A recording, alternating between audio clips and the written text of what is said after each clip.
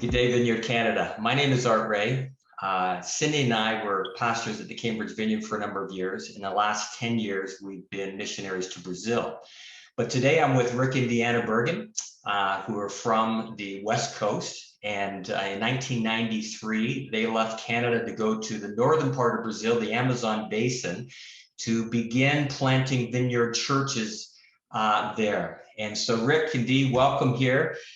I know some people remember you from 4 years ago in Montreal, but you're not able to be with us this year, but glad you're able to join us there in the northern part of Brazil. So Rick and Dee, first question is, 29 years ago when you're planning churches there, what was your strategy and how did that go? We worked with a mission that had a goal to plant 100,000 churches. Then later when that shifted and reorganized, we took a piece of that goal of 1,000 churches, but obviously it's way beyond our capacity. It's still way beyond our capacity. But we just started walking it out. We started doing what comes next. We started winning our neighbors. We started meeting in our garage. And now we help people meet their neighbors and work in their garages or build churches. But more and more, we're going back almost to our roots of how to be the right person and reach your neighbors and how to help those people get to know Jesus. It seems like there's a tendency for people to think if they could only try harder, they could be better Christians. And maybe we've promoted that in the early years, but now we want just to help people connect more to Jesus. And as they connect to Jesus, let that emerge. Right.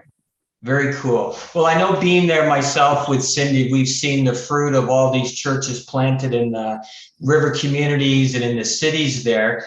But I know for you guys personally, even though there's many churches that are continuing to go with the same strategy that they've had many years ago, you guys kind of had a bit of a shift take place about 6-7 years ago. And so tell us about that shift and what you guys where you're focusing your energies today.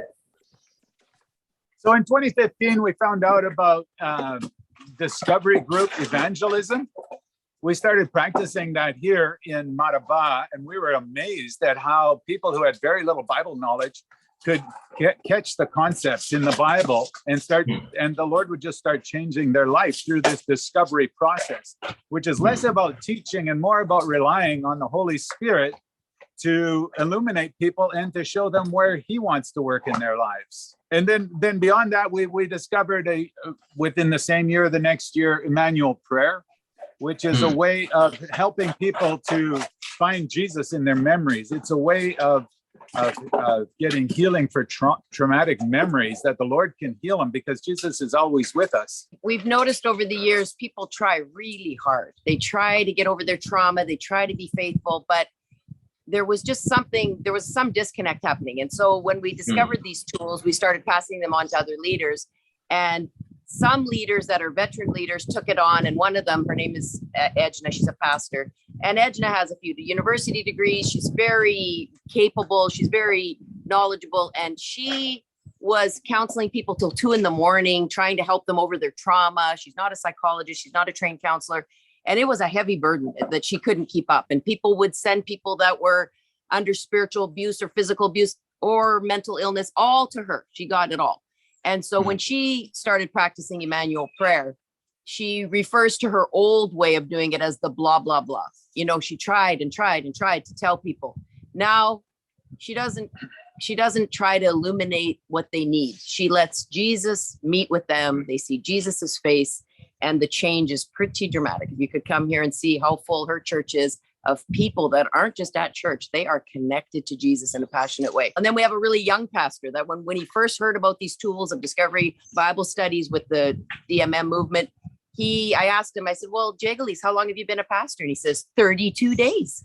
And so he is the most open to say, I don't know what I'm doing. I've never been trained. He inherited a church that needed some help and was empty. And so he took Immanuel prayer and he says, well, I don't even know if I'm doing it right, but somebody died in our neighborhood. They asked to use the church. I let them use it. Turns out he was a patriarch, super important. I didn't know what to do with them. So while we're at the wake, I said, well, why don't we meet with Jesus? And he led them through an Immanuel prayer. He says people connected to Jesus and memories of this patriarch in their life. And it was transformative. And those people then came to church. He did it 2 Discovery Bible studies with them, and 6 people gave their hearts to the Lord, but they were connected to Jesus. It was much more than just a salvation. They felt connected. They saw Jesus in their memories.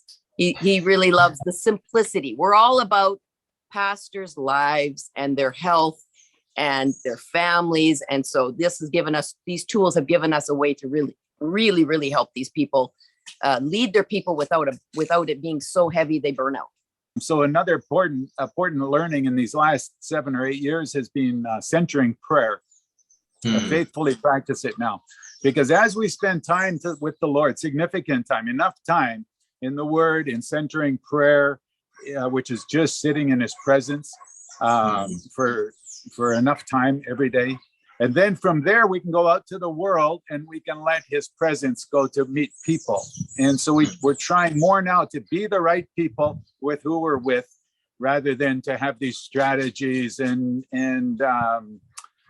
agreements and all these things. Those things are good, but on their own, they can run out. Yeah. So we've heard people saying things like, this type of connecting people to Jesus is just so much easier than what we used to do. So either we can study a lot and try to be smart enough to convince people, or we can learn how to connect people to Jesus. And that could still take study. I still like to study. And Jesus gave gifts to the church, including teachers. And there's still a place for all that. But there's also a place where Jesus can connect to broken people right where they are and help them connect to other broken people and learn how to walk together. Well, thanks for being with us, you guys. Sorry you can't be with us here in Canada, but it's great to connect. We'll talk soon. God bless you all.